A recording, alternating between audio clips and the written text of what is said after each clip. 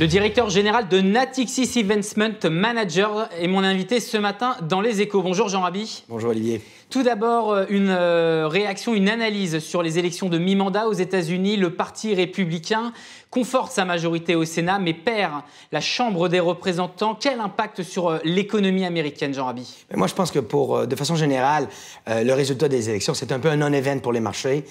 Quand on regarde l'histoire des mandats présidentiels, il y a toujours une ou deux réformes par mandat de 4 ans.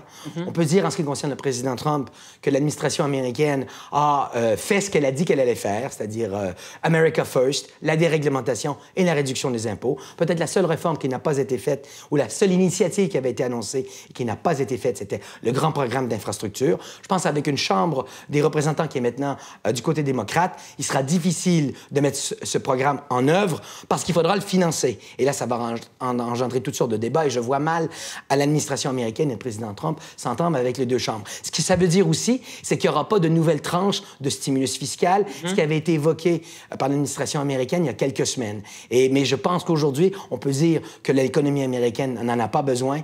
On a encore eu un taux de croissance très élevé de 3,5 % au dernier trimestre. On a un marché de l'emploi qui est très fort avec un taux de chômage en bas de 4 %. On commence à avoir une croissance des salaires. Donc l'économie américaine, on peut dire, va bien, ce qui va sans doute amener la Fed à continuer sa politique de normalisation des taux d'intérêt. Mais aujourd'hui, je pense qu'on ne voit pas de décrochage majeur de l'économie américaine. On aura peut-être une croissance plus faible, mais quand même une croissance. Justement, puisque vous parlez de croissance plus faible, actuellement, donc vous l'avez dit, 3,5 % de croissance au dernier trimestre selon le département du commerce, un taux de chômage à 3,7 % en septembre, mais une guerre commerciale avec la Chine, des tensions à la hausse sur le pétrole, avec notamment les sanctions envers l'Iran, une remontée, une politique de normalisation de la Fed, de la Banque centrale américaine. Doit-on croire qu'il va y avoir un ralentissement de la croissance économique américaine dans les prochains mois, les prochaines années, puisqu'il y a toujours un décalage entre le moment où les mesures sont mises en place et leurs effets sur l'économie? Écoutez, nous, on croit qu'il y aura ralentissement de la croissance, mais de la seconde dérivée. Mais croissance quand même. Mais croissance quand même. Oui. Et c'est là la divergence. On est à un niveau très élevé aujourd'hui. Les croissances vigoureuses quand même, même s'il y a un ralentissement. Vigoureuse, c'est un terme qualitatif que trop vague. Trop vague. Oui.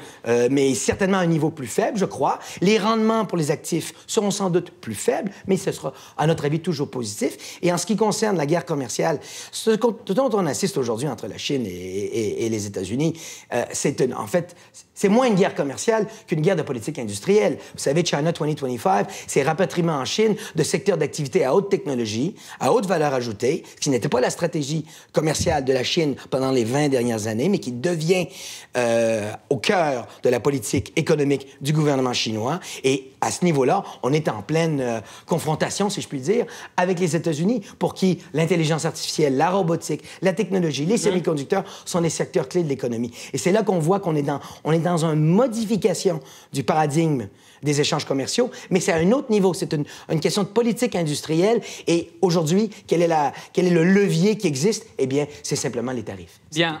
Direction l'Europe. Cette fois-ci, vous avez récemment organisé le Natixis Summit avec plusieurs personnalités, Nicolas Sarkozy, Matteo Renzi et également Gerhard Schröder, donc 3 anciens chefs d'État et de gouvernement européens, sur fond de Brexit, d'inquiétude sur l'avenir de l'Europe. Qu'ont-ils dit? Quel est le sentiment des affaires que vous avez pu percevoir lors de ce rendez-vous? Écoutez, on a réuni ici à Paris en début de semaine plus de 700 personnes, beaucoup de nos clients à travers le monde. Et effectivement, on avait 70 experts qui se sont prononcés sur des thèmes globaux, pas nécessairement financiers. Et évidemment qu'on a parlé beaucoup de l'Europe. Et on a parlé de l'Europe à 2 façons. D'une part, le besoin de réforme des institutions européennes. Et là-dessus, le président Sarkozy a été très éloquent. Il a fait écho à son interview au Point au cours du panel que nous avons eu, qui a rassemblé effectivement Schröder et Renzi ainsi que le président Sarkozy. Et deuxièmement, il a appelé de ses vœux un nouveau traité, non pas uniquement en réponse au problème du processus décisionnel de l'Europe, mais également une réponse au Brexit. Et là-dessus, je partage tout à fait son point de vue. J'ai déjà eu l'occasion de le dire publiquement. Je trouve qu'en Europe, on s'est trompé de débat depuis 2 ans. C'est-à-dire? C'est qu'on a présenté le Brexit comme étant win-lose et que... Win-lose, c'est-à-dire win pour l'Europe. Win pour l'Europe, pour le use pour le UK. Pour moi, c'est lose-lose. On s'est battu pour quelques jobs job dans la finance, alors qu'on aurait dû, à mon avis, avoir un débat beaucoup plus large. Oui. Comment peut-on se réformer pour proposer au UK un autre type de deal qui les amène à revoir leur décision de quitter Il n'y aura l'Union pas de européenne? gagnant, donc. C'est ce que Moi, vous je dites. pense qu'il n'y aura pas de gagnant. C'est une perte des deux côtés. Alors, on va parler cette fois-ci de Natixis Investment Managers. Géant mondial dans le domaine de la gestion des actifs, 840 milliards d'euros d'actifs sous gestion. C'est beaucoup, mais il y a d'autres acteurs comme BlackRock, Vanguard ou encore State Street. On voit un phénomène de consolidation justement dans ce secteur. Doit-on croire qu'il y a une course à la folie des grandeurs un petit peu pour atteindre justement la rentabilité dans ce domaine, dans votre métier, la gestion d'actifs? Jean Raby. Vous savez, le business model de la gestion d'actifs est en train d'évoluer. Il y a Oui. d'une part ces grands géants essentiellement fondés sur la gestion passive. C'est une politique de coût, de bas coût, de gestion commoditized, très générale, D'accord. très peu avec très peu de conviction. D'accord. C'est des produits passifs. Et de notre côté, la gestion de conviction, très sélective, qui souhaite générer de la performance pour ses clients. Et nous, on est plutôt dans ce deuxième modèle.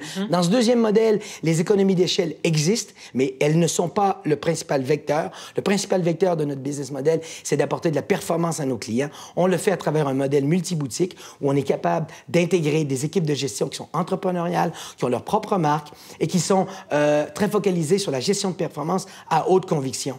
Et ce business model-là, il est également porteur de consolidation parce qu'il nous permet d'intégrer des équipes de gestion tout en leur laissant l'autonomie dans leur processus d'investissement.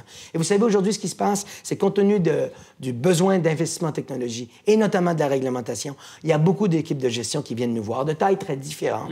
Elles peuvent gérer 2 milliards sous gestion, elles peuvent gérer 20 milliards, elles peuvent gérer 200 milliards. Mais elles frappent toutes un plafond de verre à un certain moment. Et c'est là qu'elles viennent nous voir pour intégrer notre groupe. Et vous, chez Natixis IM, vous allez poursuivre cette démarche d'acquisition, de consolidation. On a vu que vous aviez récemment, par exemple, acquis un spécialiste des dettes des sociétés européennes qui est basé à Londres. Est-ce que vous allez poursuivre ces acquisitions?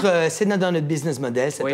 c'est vraiment au cœur de notre stratégie. On est sélectif parce que justement, notre business model est attractif pour les tiers.